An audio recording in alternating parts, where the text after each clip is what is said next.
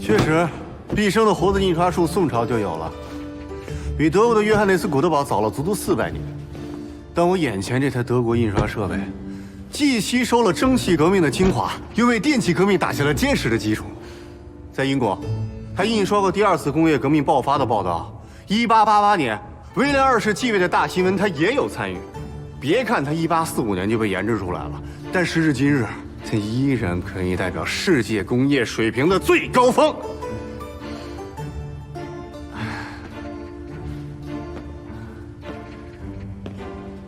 那么就让我和这台对出版行业意义非凡的机器一起，祝贺一家伟大的报业——金兰时报，横空出世，开业大吉！好。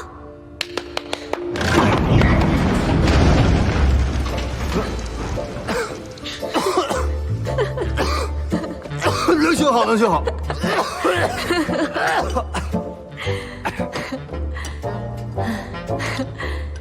你还记得吗？小的时候你帮我修我爸那块怀表。我记得呀，我记得，当时你来找我的时候，好像脸都急白了。对啊，哇，那个时候，整个摔得快散架了。当时是不是你还摔掉一颗门牙来着？哪有？我只是嘴唇擦破了一点皮，流了一点血，门牙还在呢。你看，后来，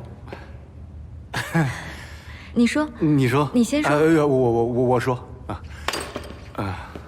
后来我就点着蜡烛，帮你修了一宿，眼睛都花了，但是好像有4个齿轮，怎么都不知道安哪儿了。奇怪的是，你这表情还能走。后来，你怎么就走了呢？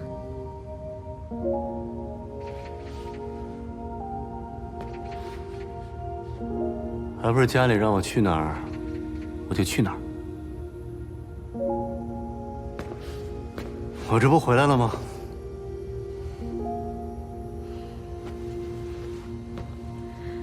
谢谢啊。啊，咱俩还这么客气啊？你办报纸，没有设备怎么印啊？再说这个东西也不值几个钱。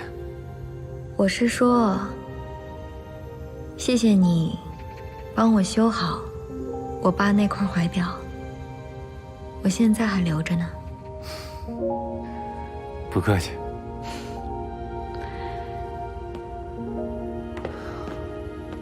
现如今，独立办报社哪那么容易啊？都等着看你的笑话呢。刚租下这么个地儿，就把劲爆的消息散出去，你不是在跟谁置气吧？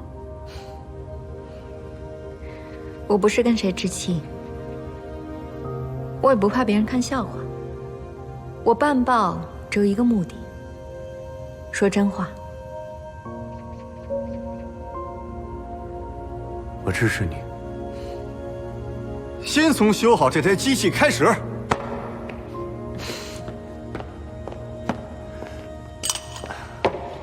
辛苦了，大表哥。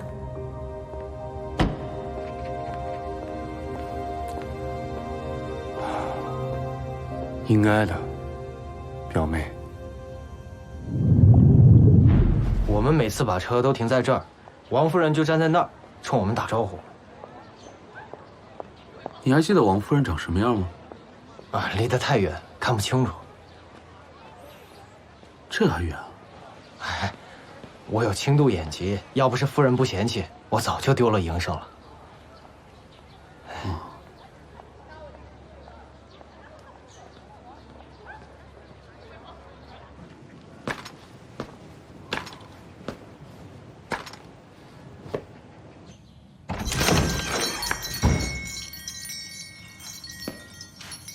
有人吗？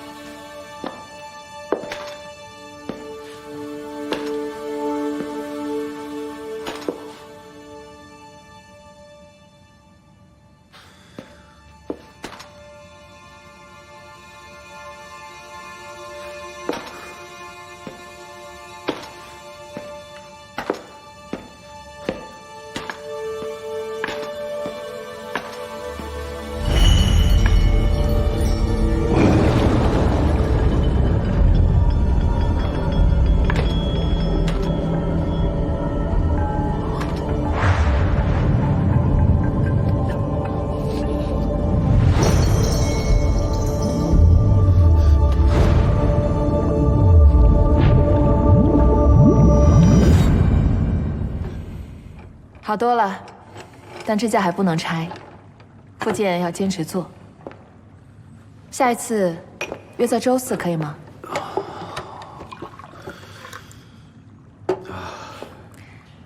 这是盐水，分3口喝完。我睡了多久？20分钟吧。积水已经抽完了。在这儿啊。啊。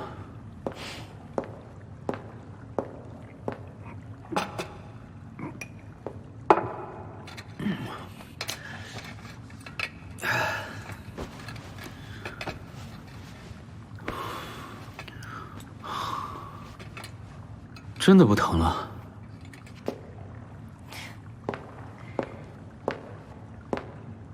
现在相信了？我之前一直觉得，催眠麻醉都是骗人的。催眠的目的是要放松，让意识涣散，而我的治疗方法是让病人把所有的意识都集中在一个点上，所以你可能会关注到一些你之前完全忽略的细节。你听说过的那些号称外科催眠麻醉、分娩催眠麻醉，当然是骗人的。这次的治疗记录，麻烦在这里签字。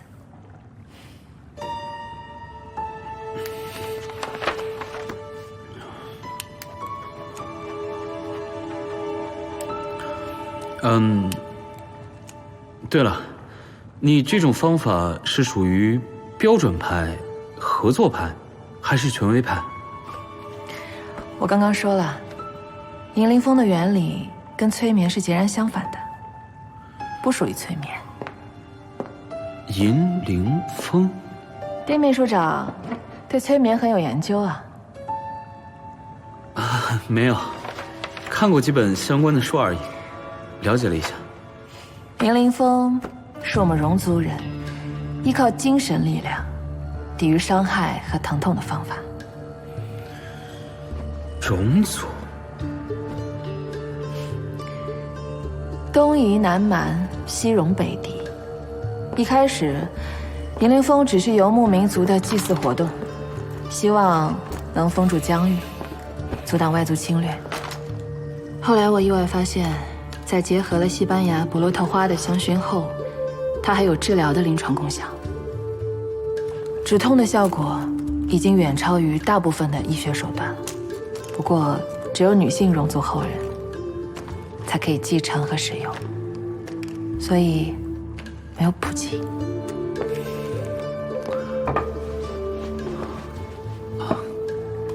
谢谢。那你说的这种治疗，可以在本人未经同意的情况下去进行吗？当然。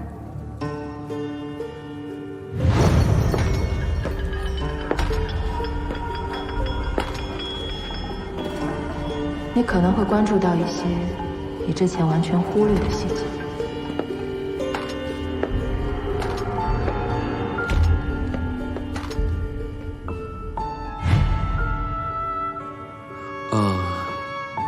那我先换衣服去了。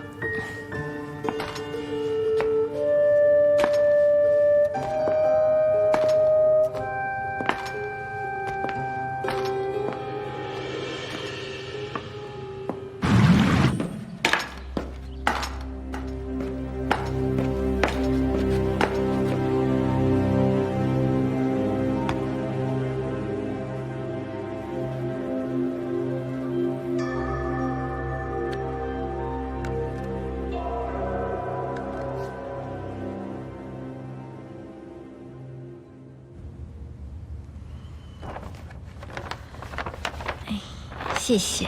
这么说就是青梅竹马呗？也不算吧，只是两家人住的比较近。那怎么之前没听你说过啊？多年没见，不至于天天挂在嘴巴上吧？是啊，我12岁的时候就离开天津了。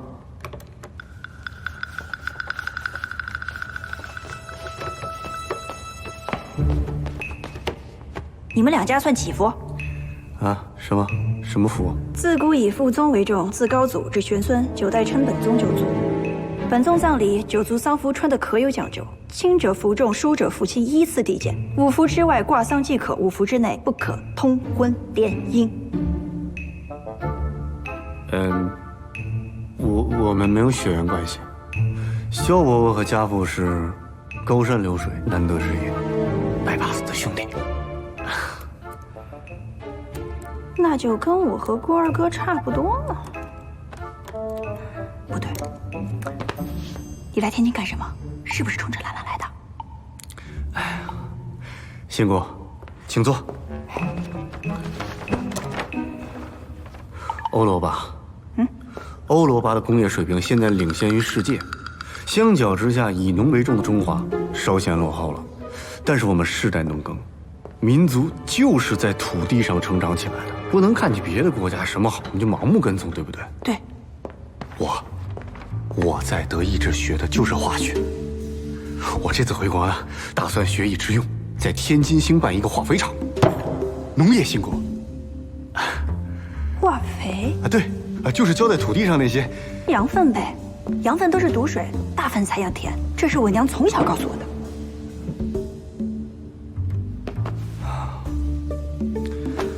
这些都是人们对化肥的误解。化肥诞生之初，确实有很多不靠谱的人和很多不靠谱的配方，造成了土壤板结，形成了无法挽回的后果。但是现在的化肥厂已经跟以前不一样。哎呀，不听，王八念经。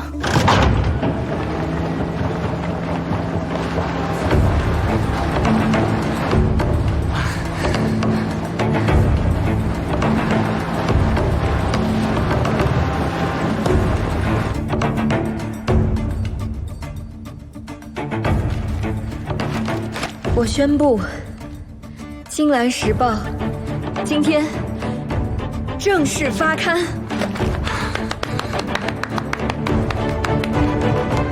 本报务求真实无妄，不为浮夸之词，不述荒唐之语。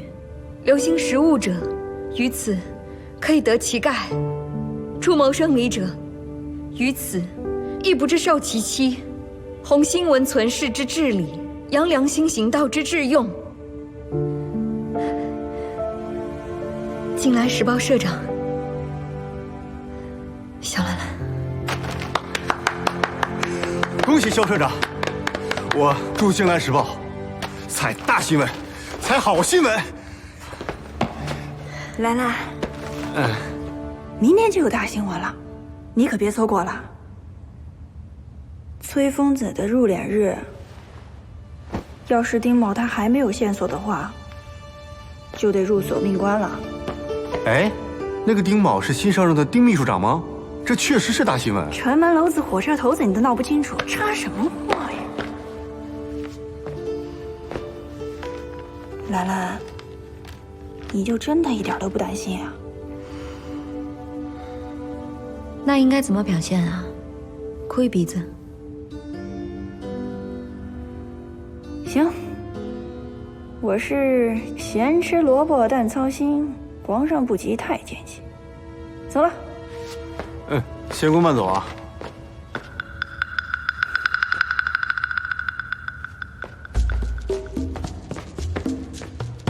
你还有事吗？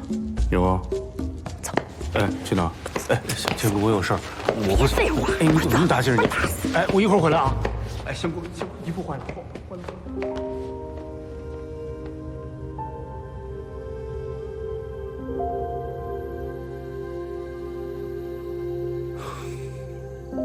崔夫人虽然承认夫妻感情不和，但也没有确凿证据，证明她和崔疯子的死有关。民以食为天，天塌了，地上就真没路了。天塌下来也不能做饿死鬼。哎，嚯！尝尝，我做的金锅炖鱼。明天要是还没线索，又找不到凶手，你打算怎么办？既然已经立了领命状，那就得按漕运的规矩来办。言出必行，是我徒弟。侍卫，这鱼我总觉着还差点意思。您尝尝，是不是还缺一味《本草纲目》里的药材呀？鱼熬成这样，火候都拿不准。就算你去鬼市抓了那一味金贵的药材，也白搭。我真吃不来你这个没头没脑的。哎，要论这吃断头饭，那得问我呀，我可是正儿八经在棺材里躺过的人。我明天如果真出事了，你帮我照顾一个人。明白，明白。那什么，吃鱼呀，吃鱼，这金锅炖鱼凉了可就腥了。来，回头我再去趟鬼市，把师傅说那药材补上，看看能熬出什么味儿来。你抓药不去药铺，来鬼市干嘛呀？观音莲有剧毒，别说药铺了，鬼市也不见得有。那还来干嘛呀？这龙王少了白玉床，鬼市万宝楼里藏。嗨，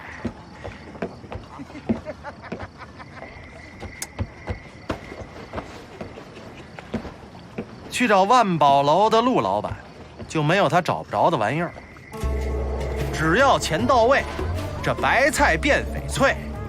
那你带钱了吗？笑话，我查案，嘛时候花过自己的钱？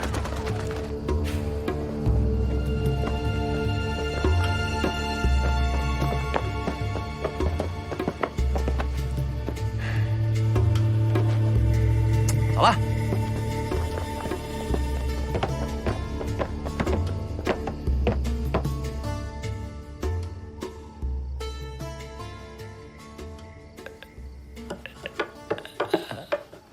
我这点古品奇货确实不少，但是害人的东西，可能你还是要去别的地方找哦。就冲陆老板坊间的名气，您这儿要没有，我去别处也是瞎耽误功夫。仙姑，像这种烂东西，先议个价，再往荷包头揣嘛。议就议，我们就要买观音莲，什么价？你找我去。虎皮猫，确切。要鸡！要什么鸡？还白板呢！本来就是。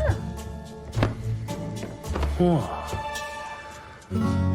八哥学舌不稀奇，公鸡修舌学人语，那可是木族失传的手艺。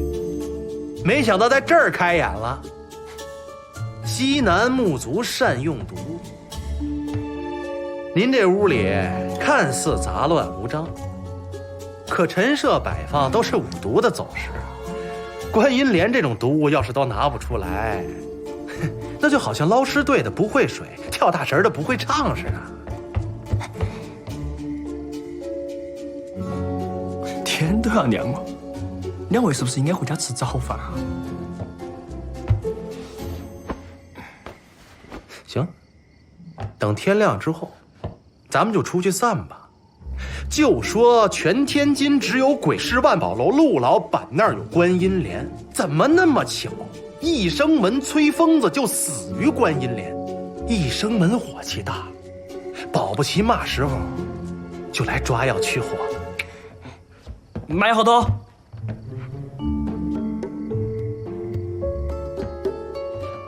有多少？不凑巧，全部卖贵一了。前段时间有一个夫人全部买走哦，1两500。500？那么黑？你看我脑门心亮不亮？做生意又不是立功德，人家舍得买我就舍得卖呀。哦，这么说对方还是有头有脸的夫人。天亮收摊。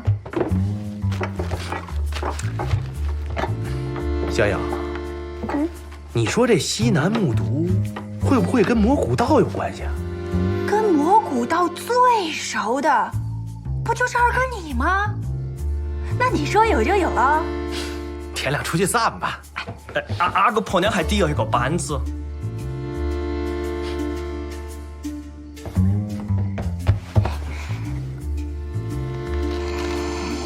银钱无名，扳指有主，您留着迟早是祸端，还不如交给我保管，保证给您严丝合缝的。小颖，天了出去散。两位少尉。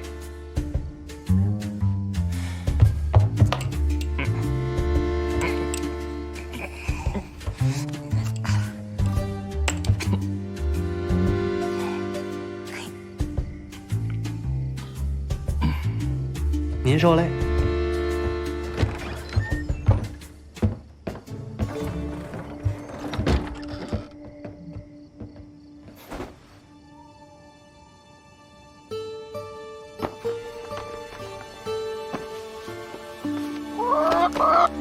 他还得来着吗？用力讲，屁哐啷哐的一天到晚。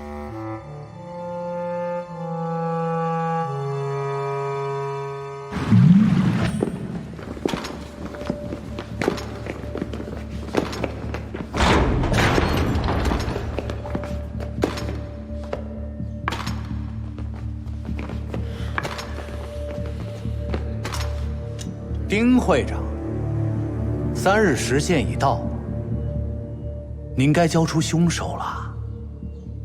现在还无法确认凶手到底是谁。不确认，那就是没找到了。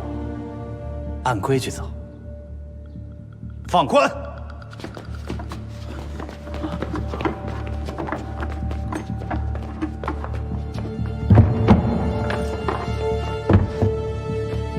咱可守规矩，索命关铺金条，一点儿没马虎，精挑细选，都是牙尖刺儿利的壮汁儿。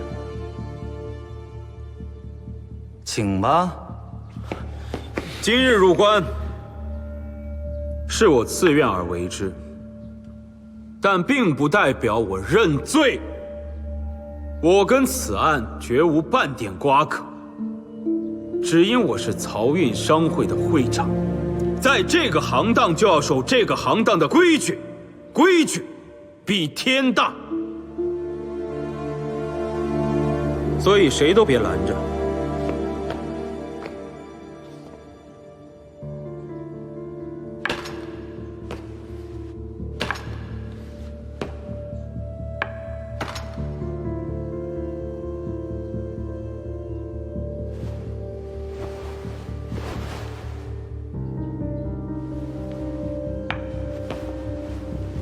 奸贤造曲，一同漕运。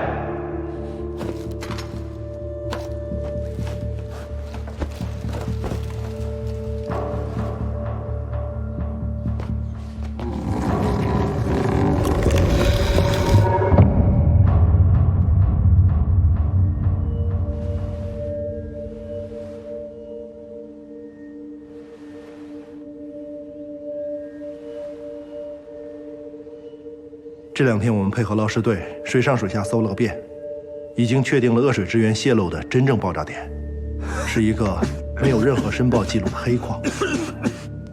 黑矿？对，从位置上看，是属于医生门的地盘，和丁会长交代过。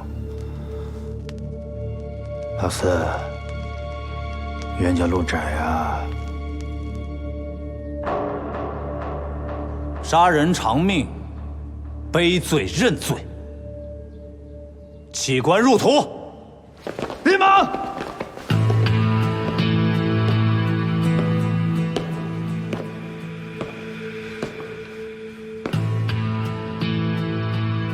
我陪他去。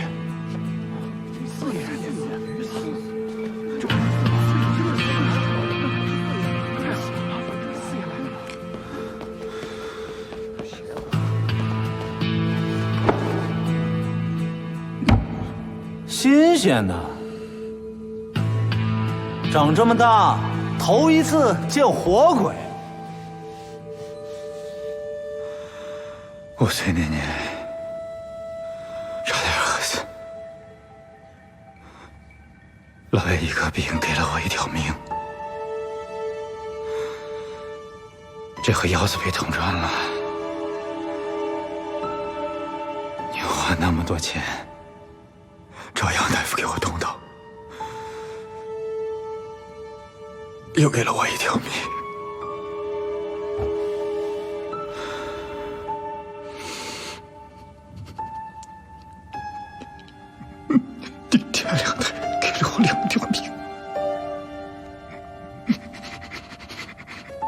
我却被半豪顶着的事儿。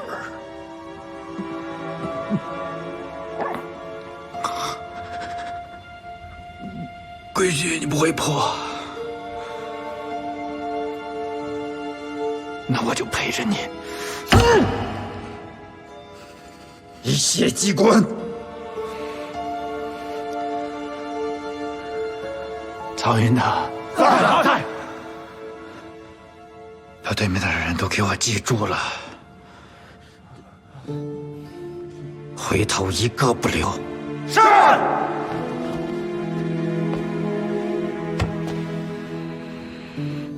少爷，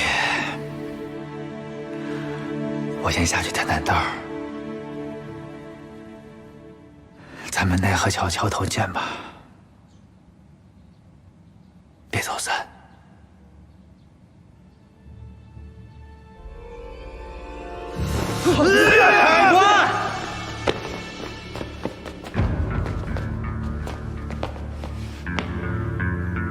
真凶找着了，开棺啊！快！没见着凶手，谁敢动棺？想见，去警局，这会儿正画押公案呢。二当家，凶手投案自首了。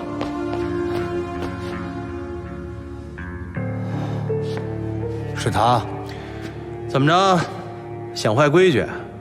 你们一生门虽然家大业大，但买卖缺信，没活路了。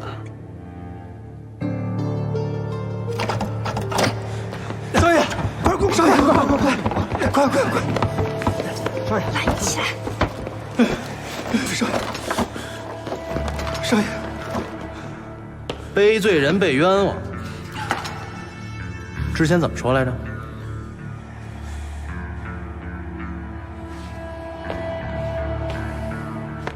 丁秘书长言出必行，我一生门一定信守承诺。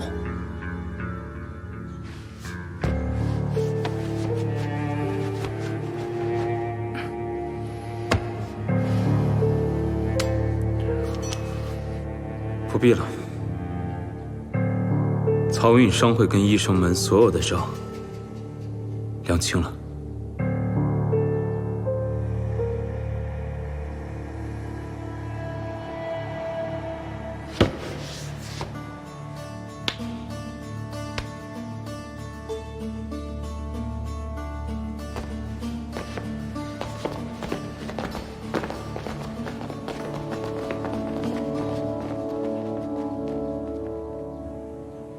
你是怎么查到观音莲的？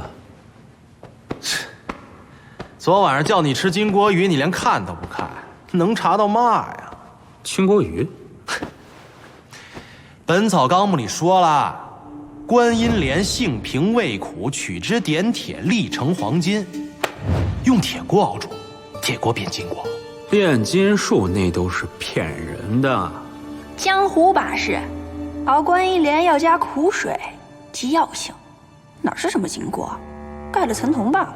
哎，别管金锅铜锅，关键是观音莲熬水，平时无毒，但是遇血化骨。遇血化骨。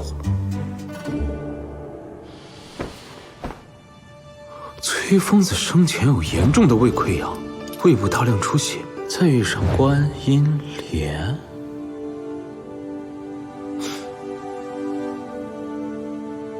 那他为什么要去自首？真把你师哥当见死不救的人了？我能看着你进索命关吗？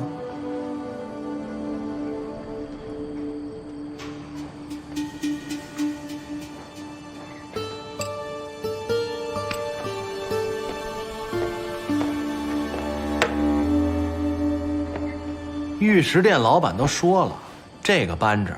是崔疯子前几日拍得的原石所打，玉石翡翠，一玉一石，顾名思义，人是我杀的，我恨他，我早就想让他死，是我下毒谋杀亲父。二位若是信得过，就给我留个脸面，明天上午等我梳洗停当，我就到警局自首去。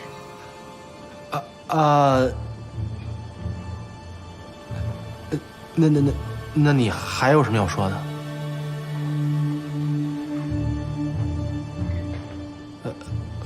我也没有了。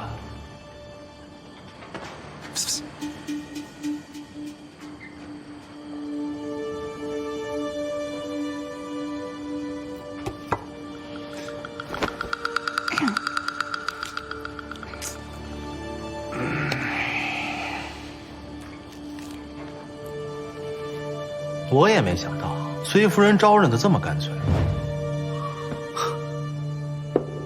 哦，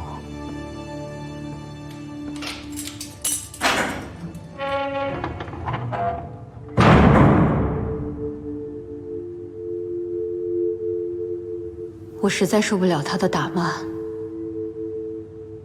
所以一了百了，给丁秘书长和郭爷添麻烦了。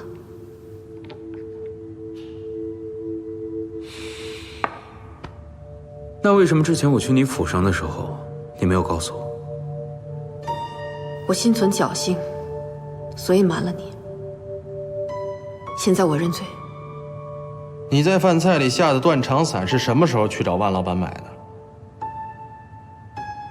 具体日子我记不清楚，反正是借着外出打牌的幌子。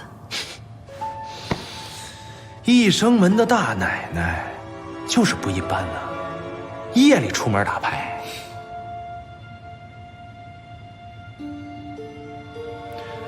鬼市不见光，半夜才开张。断肠散是我瞎编的，毒死崔老大的是观音莲，卖药的是陆老板，也不是万老板。人不是你杀的。队长，警局都是这么办事的吗？我认罪了，还不定罪吗？抓？是不抓？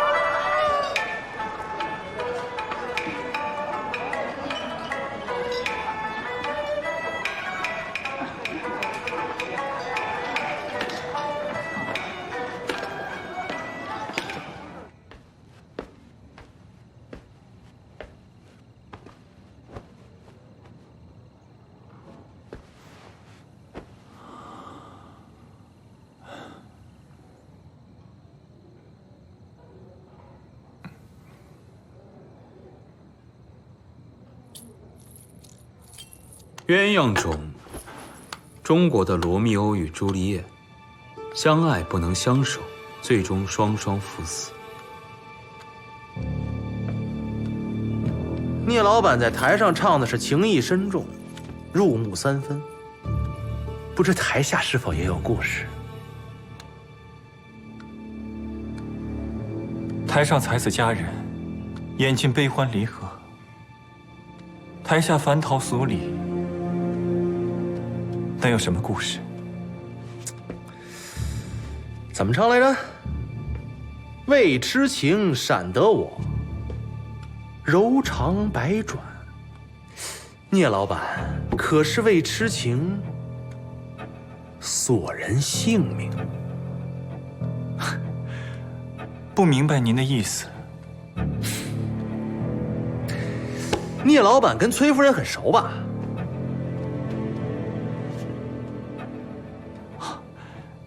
常来听戏，脸熟而已。戏迷，算是吧。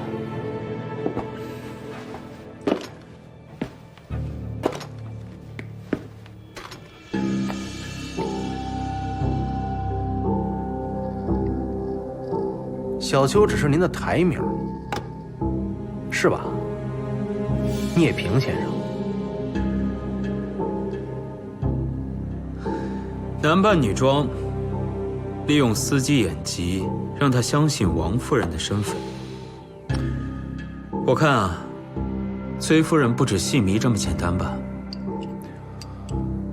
咫尺天涯见无缘，纵死黄泉心也甜。白蛇传，断桥。听说这折戏是聂老板安身立命的好戏，这扳指是崔夫人送您的吧？就是用这个扳指去万宝楼找陆老板，换来了观音莲。你知道崔疯子有胃溃疡，所以将观音莲掺入参汤之中。3个人都喝了参汤，只有崔疯子肠穿肚烂，你与崔夫人平安无事，正好掩人耳目。不是这样的。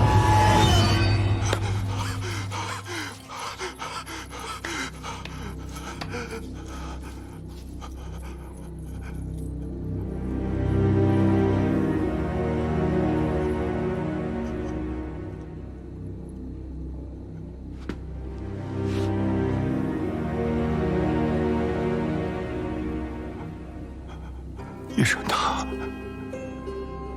本以为这操心的日子还有些盼头，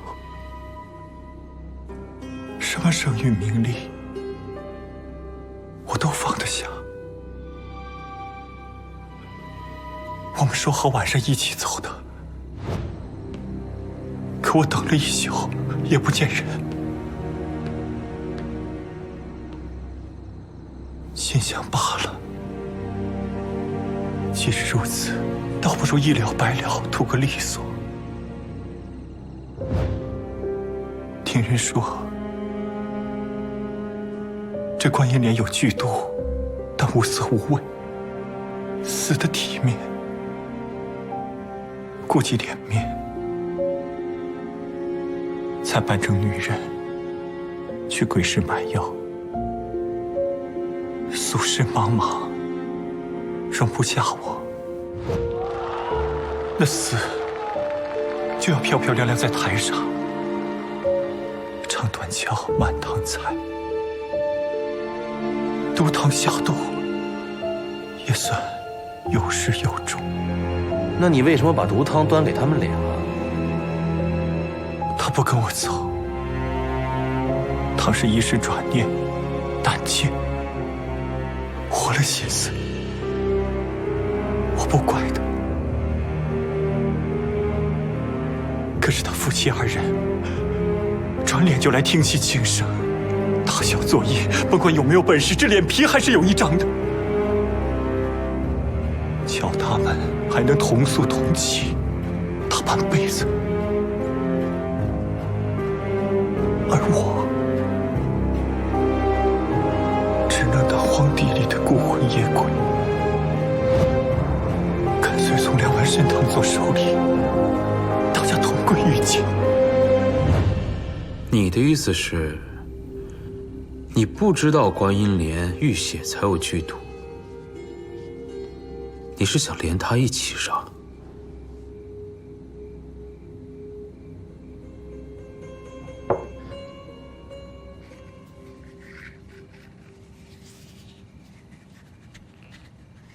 是他负了我。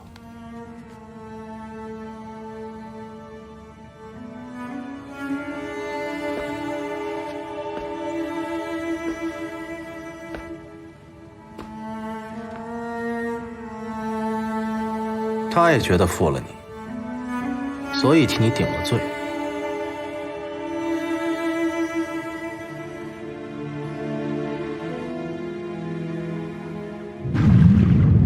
来，出去！谁让你在这儿待着？出去！哎，你出去走！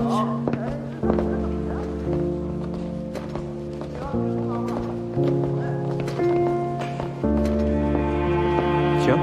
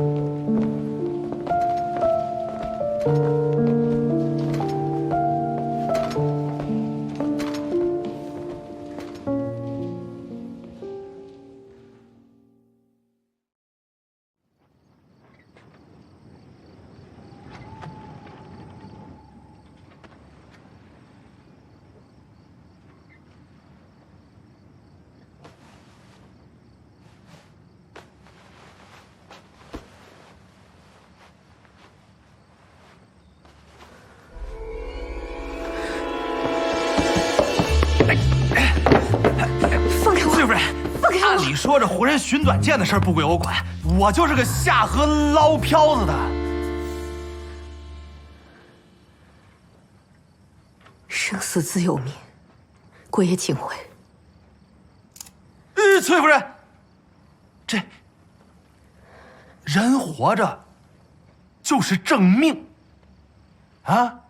你说崔疯子阴差吧，崔老大阴差阳错的死，您好不容易把那命挣回来了，您何苦呢？不是再说了，您要是就这么了断了，那可对不起聂老板赔上的性命啊！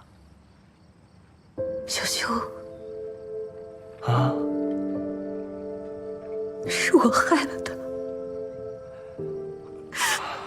是我害的他。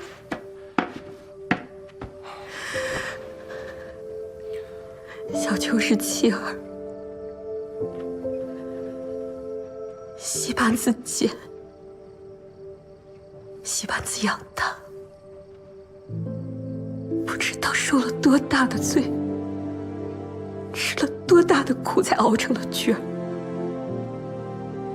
旁人都以为他过上了顺遂的日子，可老天爷不饶苦命人呐，注定是要吞苦水的，哪能一直甜下去？我跟他无非就是相互暖着，在这寒天世道里别犟了。可自打那天起，我就对不住他。那天，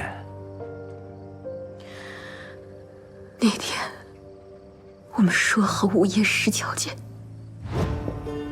一道走，从今往后同睡同起，谁也不离谁。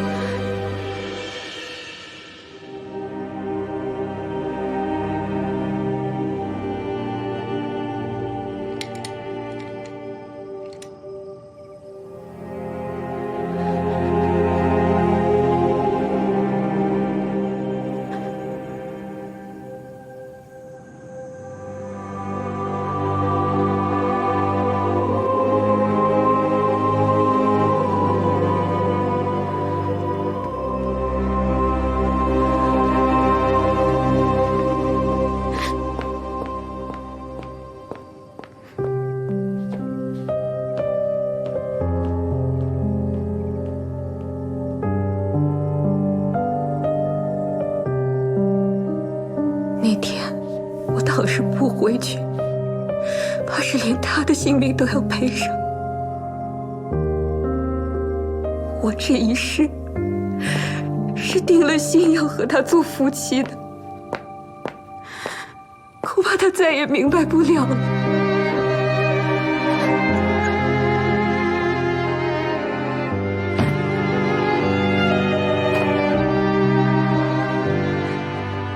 是我负了他，是我灭了他活在这世上的念想。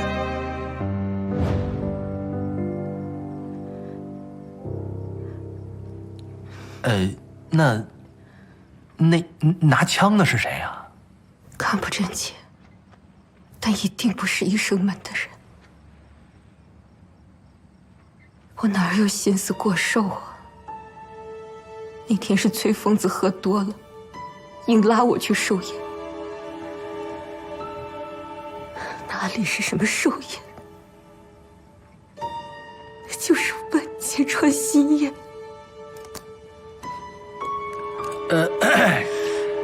我说句不当说的啊，兴许啊，我刚才就不该拦着您。瞧您这样的，活着也是个苦主，下半辈子也饶不了自己。既是如此，倒不如一了百了，图个利索。你说的对。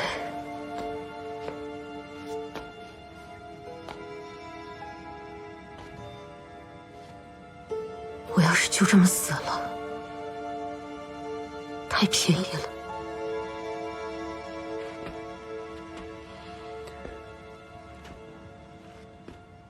活着吧，有的愧对，得活着才能长。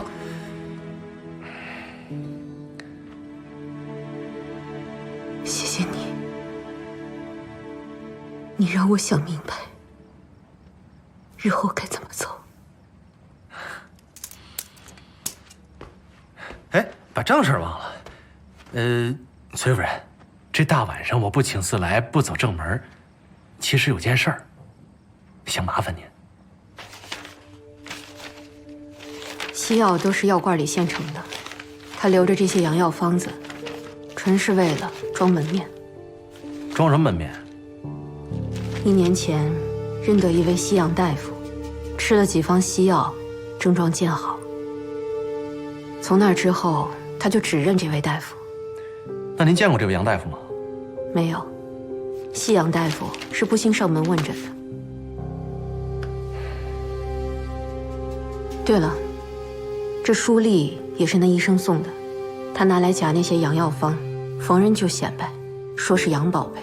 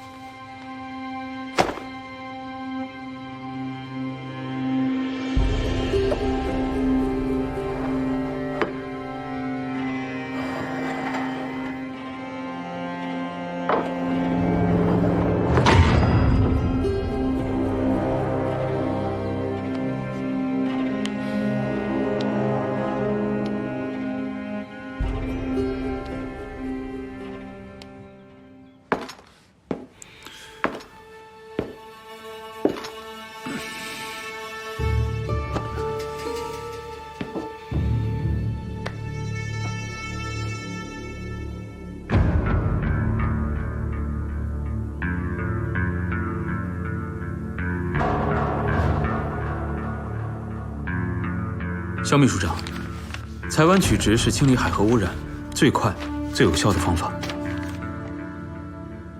我知道，但是还是需要你去推动。我？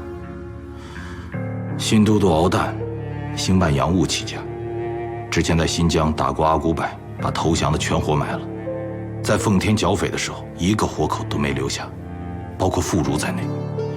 这次到天津就任，就是要把蘑菇道打扫干净。蘑菇道萧三以前是我的手下，别说秘书长的职位，他是连命都保不住。一定能找到证据，保您清白的。保我怕是来不及了，但是我想保你坐我的位置。什么意思啊？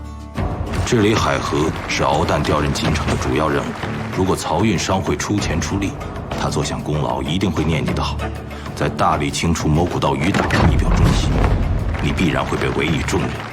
当然，在敖蛋眼里，我也是蘑菇岛余党，所以我必须死。你跟兰兰的关系也会有很大影响。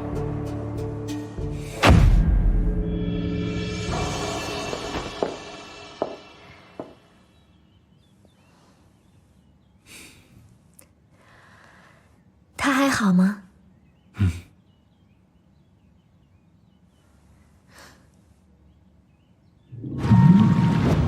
崔疯子的案子结了，裁完取质也能顺利进行了。明天就是第1期爆破，到时候您呐，嘘，结了。可惜你没有这假死脱身的本事，晚上要被我吃喽啊！你还真有本事啊！这招也就您能琢磨出来。当时您司机看到枪的表情，我现在每次想起来都想乐。那孩子多老实啊，哪儿见过那阵仗？漕运商会红牌打手死而复生，追杀天津市政府秘书长，那吓哭就不错了。哎，别说，这小河神还真名不虚传，游起水来就跟这鱼似的。他要是游得慢点啊，估计我就真淹死了。这条个头一般呐，我得钓条大的。晚上你帮我给兰兰捎去啊！行了，甭操心了，您就踏踏实实跟这儿住着吧。现在京城台面上的人几乎是大换血，原来的老人坐牢都算运气好的。这个敖蛋突然上任，还出手这么狠，就是奔着洗牌来的吧？还是你爸技高一筹啊，全都猜对了。管他什么新都督，照样金蝉脱壳。那个地方确定安全吧？你就放心吧，那个地方周围啊，全是漕运的码头跟地皮，就算是一只外地苍蝇飞进来，我们都能知道。你爸很安全。还有你在会场上开的那一枪，足够都督信任了。保险起见，除了固定的时间我们在这儿相见，其他场合我们还是敌人。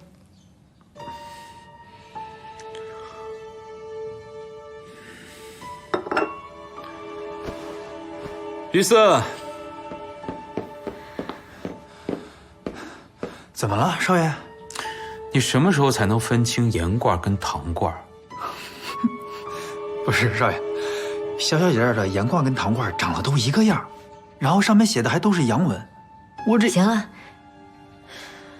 这事儿本来也不应该你干，下一次我换一个糖罐子。哎。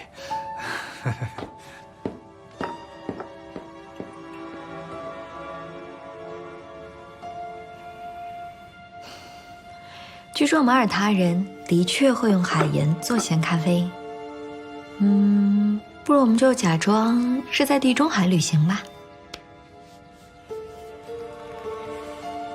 假装到什么时候？你现在有家不能回，又被报社辞退，那些势利小人明目张胆欺负你，我什么都帮不了你。他们拿走的都是我不需要的。长这么大，现在的我最自由。头版头份，大表哥软磨硬泡跟我要，我都不肯给他，只想留给你。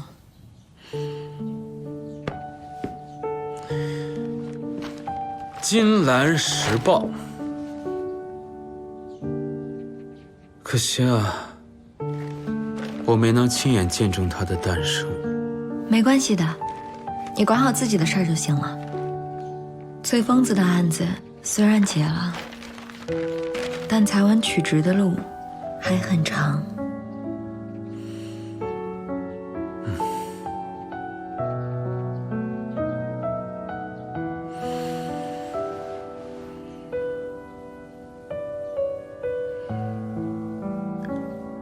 谁是大表哥啊？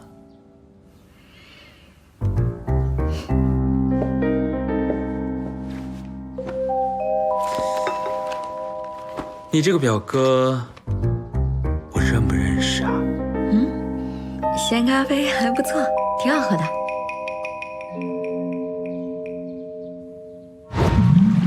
俗话说无巧无不巧，没什么事是凑巧的，都是命。但这铜牛一分为二，崔疯子也一分为二，哪有那么巧的事儿？这么巧？你瞧着什么没有？这观音莲浴血有强烈的腐蚀性反应，可正常情况下人的内脏是不会出血的。这崔疯子怎么就这么巧得了胃溃疡，创口跟观音莲产生反应，发生腐蚀？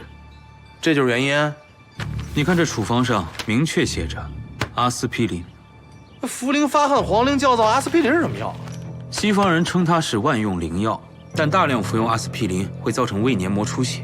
这张处方上的阿司匹林严重过量，所以这崔疯子是阿司匹林导致胃出血在先，又有观音莲化骨在后，还是中西药结合的疗效。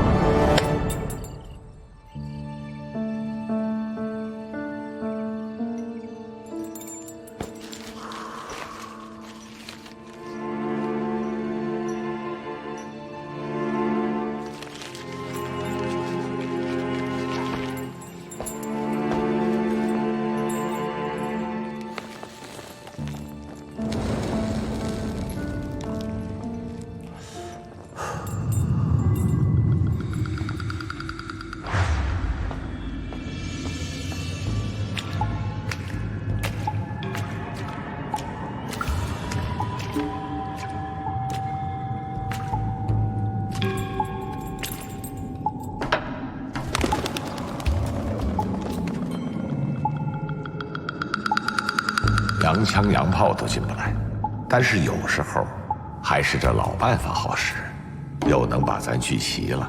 聚不齐，总得缺一位。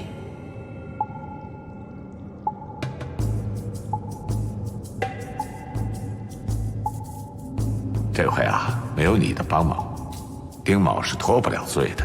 我带丁总兵谢过。他是丁一秋的儿子，可他也是我徒弟。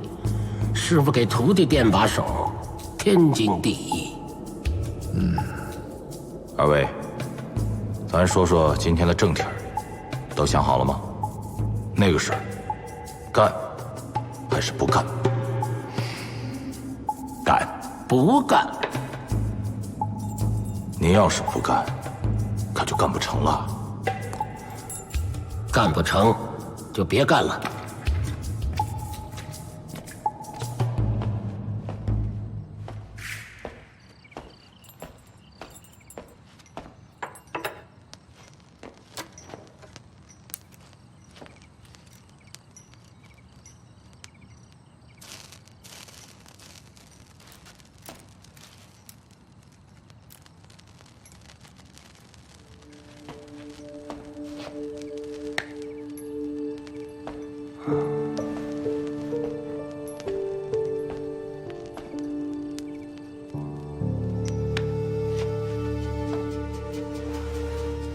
河水云云，泾渭分明，不拜龙王，拜我干什么？师傅，这回要是没有您留下的《本草纲目》，这案子铁定解不了。查完了？解了。其实感觉还差那么一点点，这不又来拜您了吗？一人不进庙，二人不看景。这世上解不清的事儿多着呢。你又不是猫，你没有9条命。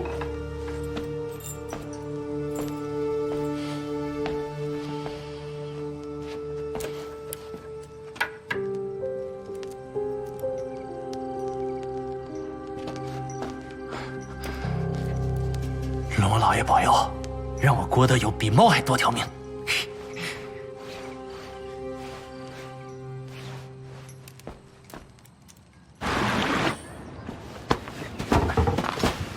费那么大劲垒起来的坝，这说炸就都炸了呀！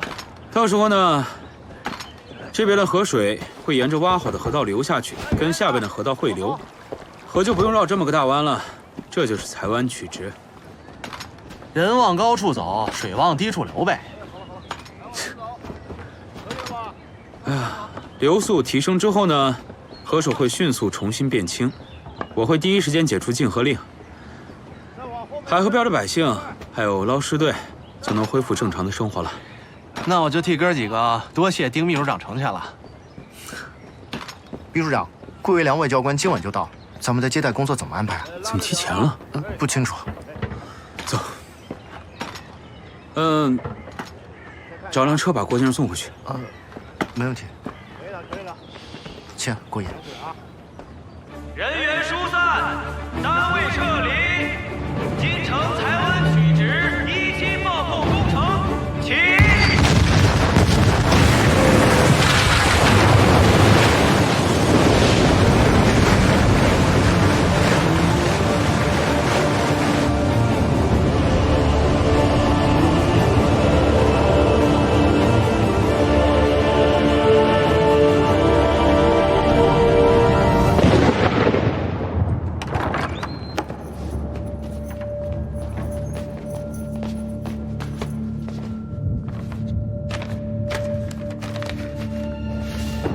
奉命调离嫌犯见小邱，暂由军方关押候审。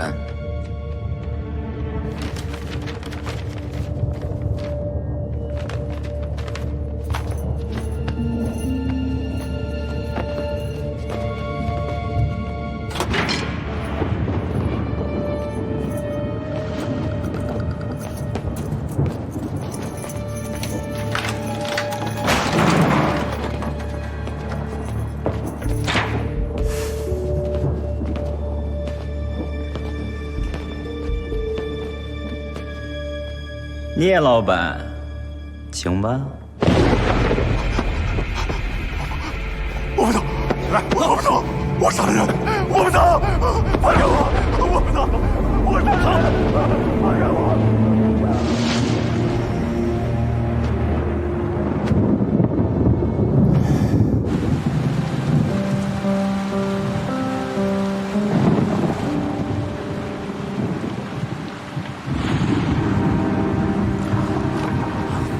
顾先生，市政府秘书长丁某，都督特意让我来安排您的接待工作。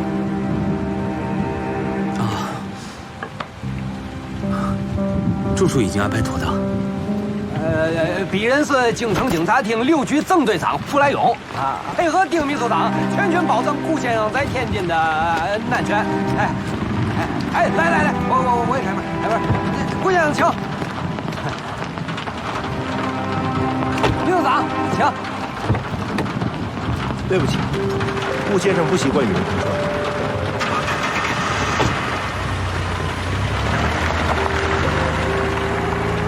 哎呦，好嘛，外交官了不起，不摆的够足的。来者不善呢。天津卫这地界水深于上，战者不来。